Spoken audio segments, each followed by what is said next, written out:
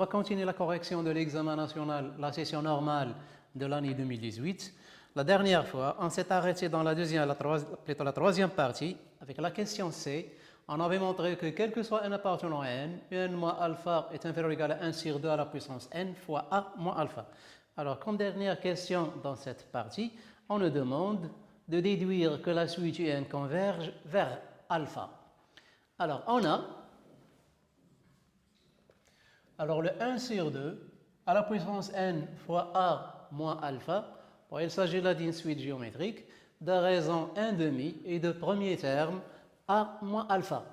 Bon, sinon, on considère juste le fait que on a moins 1 inférieur striction moins 1 demi inférieur à 1. Donc, puisque la raison de la suite est comprise entre moins 1 et 1, alors limite 1 sur 2 à la puissance n égale à 0 quand le n tend vers plus l'infini. Donc, limite, alors, de 1 sur 2, le tout à la puissance n fois a moins alpha quand le n tend vers plus l'infini est égal à 0. Alors, d'après les propriétés des limites et de l'encadrement, on aura limite de un moins alpha égale à 0 ou limite de n égale à alpha. Donc, limite de n quand n tend vers plus l'infini égale à alpha. Je rappelle juste la propriété utilisée. Alors, si le n moins alpha est inférieur ou égal à Vn et que limite de Vn égale à 0 quand le n tend vers plus l'infini, alors limite de n égale à alpha quand le n tend vers plus l'infini. C'est un résultat de cours. Donc, c'est ce qu'on a appliqué par ici. C'est limite de n égale à alpha. Sinon, on pourrait encadrer le un par 1 demi à la puissance n facteur de a moins alpha plus alpha et moins 1 demi, le tout à la, moins 1 demi le tout à la puissance n a moins alpha plus alpha. Et la suite sera comprise entre deux suites dont la limite est alpha. Donc, la limite de la suite n est alpha, mais c'est plus simple. Alors, la partie à l'exercice numéro 5. On passe à l'exercice numéro 5.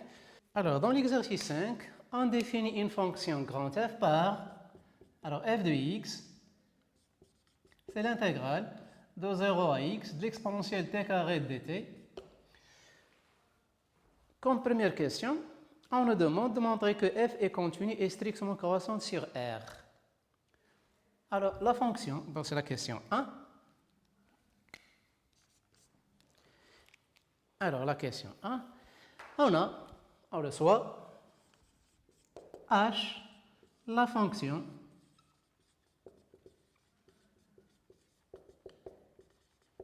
définie par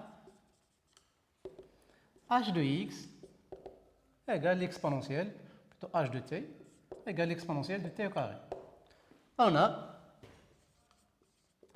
la fonction qui a tout t associé, le t au carré, est un polynôme et continue sur R, est un polynôme ou une fonction polynomiale, c'est un polynôme, donc continue sur R. Ce sont des fonctions référentielles, donc continue sur R.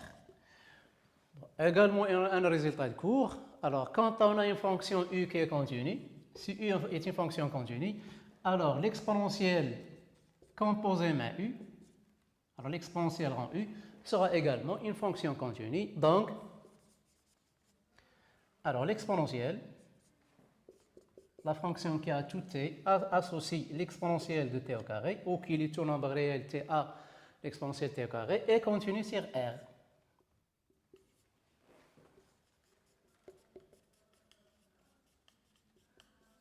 Et continue sur R. Par suite, la fonction admet une fonction primitive sur tout intervalle de bornes 0 et x. Alors, on parle de l'intervalle 0x si le x est strictement positif et de l'intervalle x0 si le x est négatif.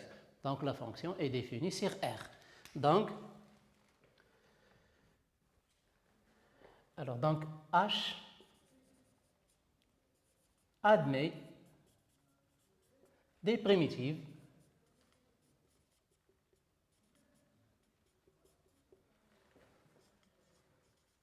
sur tout intervalle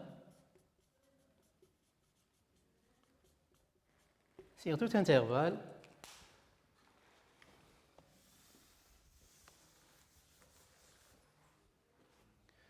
de bornes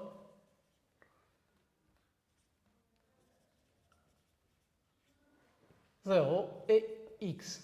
Donc, alors, la fonction f, par ici, ce n'est que la fonction primitive de la fonction h qui s'annule en 0. Et on a f et la fonction primitive et la fonction primitive de la fonction h sur R qui s'annule en 0.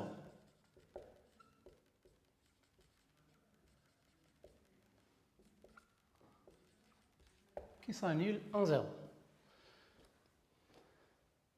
Donc,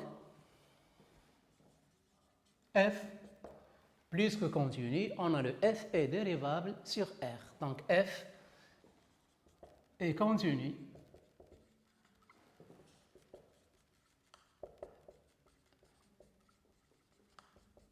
est dérivable sur R. Donc, c'est la conclusion. Et on a et. Alors, pour tout x qui appartient à R, grand F' de x, ce n'est rien d'autre que h de x, c'est-à-dire c'est l'exponentielle de x au carré. Donc, c'est h de x et qui est l'exponentielle de x au carré. Alors, on sait que quel que soit x appartenant à R, alors quel que soit x appartenant à R, alors l'exponentielle de x au carré est strictement positif, donc f' de x est strictement positif pour tout x strictement supérieur à 0, pour tout x appartenant à R. f' de x est strictement supérieur à 0 et par suite, f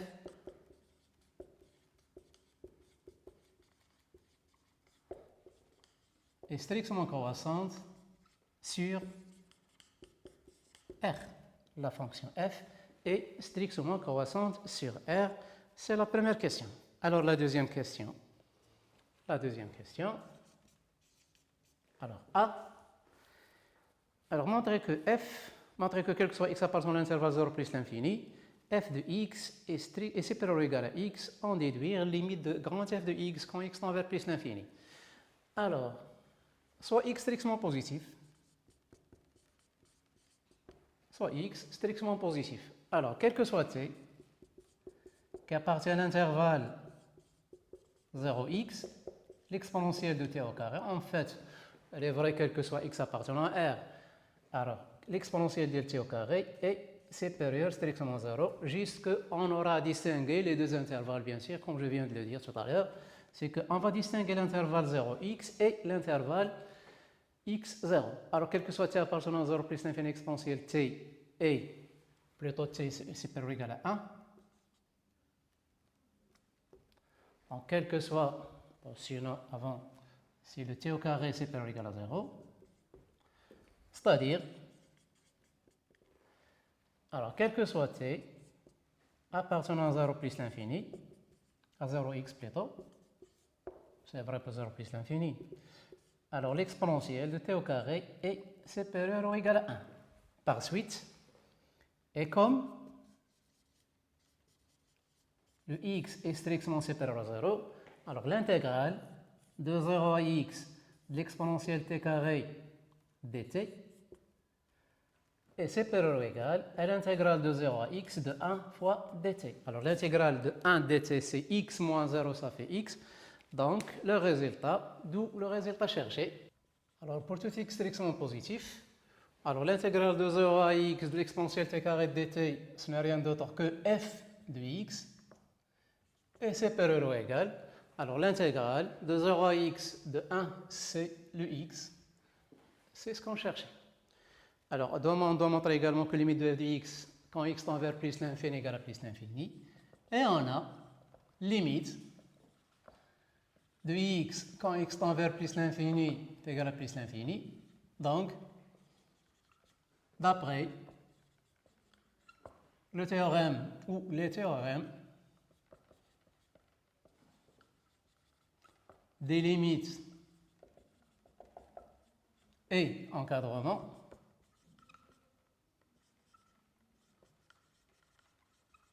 limite, puisque f de x est séparé à x et que limite de x est séparée à plus l'infini, alors limite de grand f de x égale à plus l'infini. Quand x tend vers plus l'infini est égal à plus l'infini, c'est ce qu'on nous a demandé. Alors, la question suivante, c'est la question B.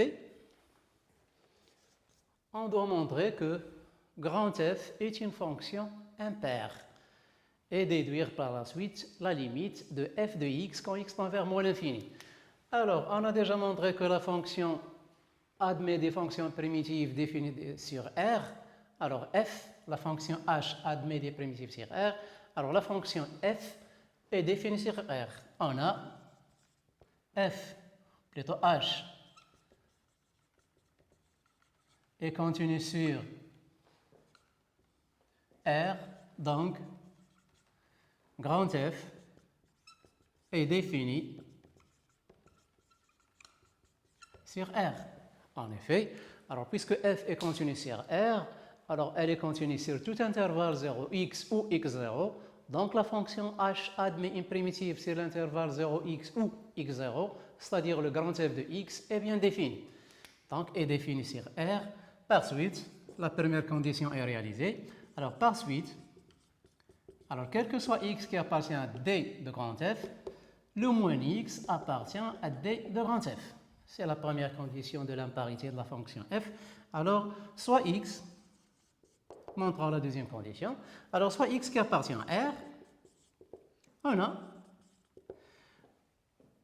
alors le f de moins x, c'est l'intégrale de 0 à moins x de l'exponentielle t carré dt. Ben, pour se débarrasser du signe moins, on n'a qu'à faire un changement de variable. Bon, il est évident. Alors, soit y, on pose le y égale à moins t. Donc, le dt égale à moins dy. Et si le t égale à 0, alors le y égale à 0. Si le t égale à 0, alors y égale à 0. Et si le t égale à moins x, alors le y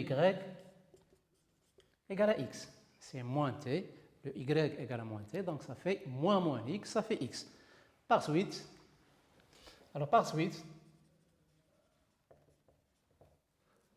alors le f de moins x égale, alors l'intégrale sera de 0 à x. Alors l'exponentielle t carré, c'est l'exponentielle de moins y t au carré fois moins dy. Alors on sait que l'intégrale est linéaire, donc le moins, on peut l'avoir en dehors de l'intégrale. Alors c'est moins de l'intégrale de 0 à x. Le moins y au carré, c'est le y au carré fois dy. Et c'est moins grand f de x. Donc la fonction est impaire. Donc f est impaire. Alors calculons limite de f de x quand x tend vers moins l'infini. Limite.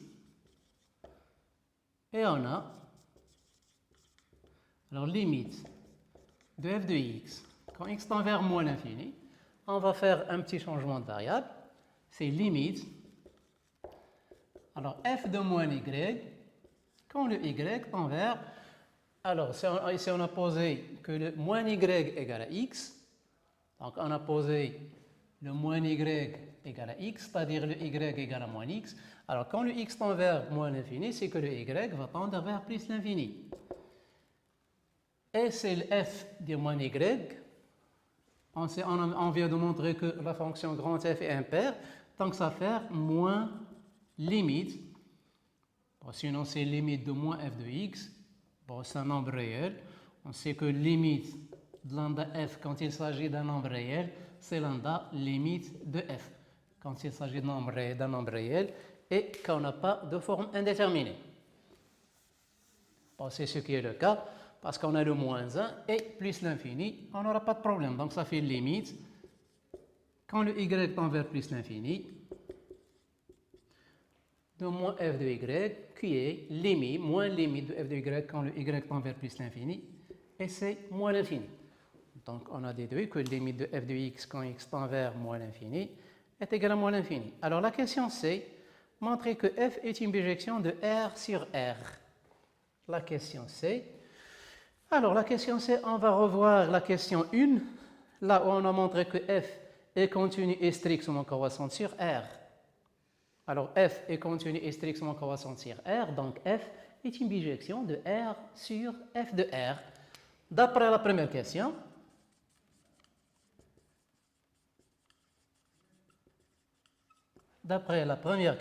ou d'après la question 1, on a f est continue et strictement croissante sur R. Bon, c'est la condition nécessaire et suffisante pour avoir une bijection de R sur f de R. Donc, grand F est une bijection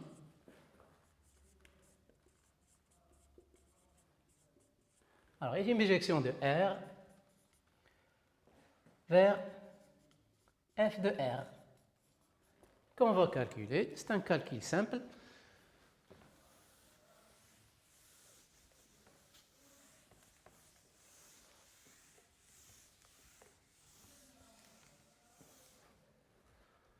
Et on a, alors le f de R, c'est limite, puisque la fonction est continue, donc on va conserver l'ordre des bornes de l'intervalle. Donc c'est limite de grand f de x quand le x tend vers moins l'infini et limite de grand f de x quand le x tend vers plus l'infini. Alors on vient de montrer que limite de f de x quand x tend vers moins l'infini est égale à moins l'infini et que limite, auparavant on avait montré que limite de f de x quand x tend vers plus l'infini égale à plus l'infini, qui est l'intervalle moins l'infini et plus l'infini, et c'est R, et c'est ce qui est demandé. Donc f est une bijection de R dans R. Par suite, pour conclure, sinon on l'avait déjà noté, alors par suite, f est une bijection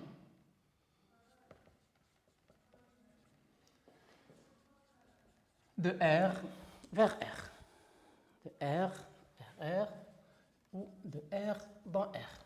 Donc c'est la question C. Et la dernière question, la question D. Alors, montrez que la bijection réciproque G de la fonction f est dérivable en 0, puis calculez G' de 0. Alors, puisque la fonction f est une bijection de R vers R et qu'elle est strictement croissante, donc sa fonction réciproque sera également une fonction strictement croissante et qu'elle sera définie également de R vers R. Donc la bijection réciproque de la bijection f qui sera notée la bijection G est définie également de R vers R. Mais on se limite par ici à calculer le G' de 0 et de montrer avant ceci que la fonction G est dérivable en 0. Alors, on a f de 0 égale à 0. Donc, f moins 1 de 0 égale à 0, c'est-à-dire, alors puisqu'on a noté la fonction réciproque f moins 1 ou la bijection réciproque de f, on l'a noté g, donc on va parler de g de 0 égale à 0. Alors, pour la condition de la dérivabilité, il suffit que la fonction grand f soit dérivable en 0 et que f' de 0 sera différent de 0. On a, alors pour tout x qui appartient à R, grand f' de x On l'avait montré dans la première question que c'est l'exponentielle de x au carré. Donc, f' de 0 égale à 1. C'est-à-dire, alors puisque f' de 0 est différent de 0, donc g est dérivable en g de 0, en f de 0, est dérivable en f de 0 et, c'est la formule qu'on sait, f de 0 qui est le 0 et g' au point 0, c'est 1 sur f' au point, alors, c'est g moins 1 de 0.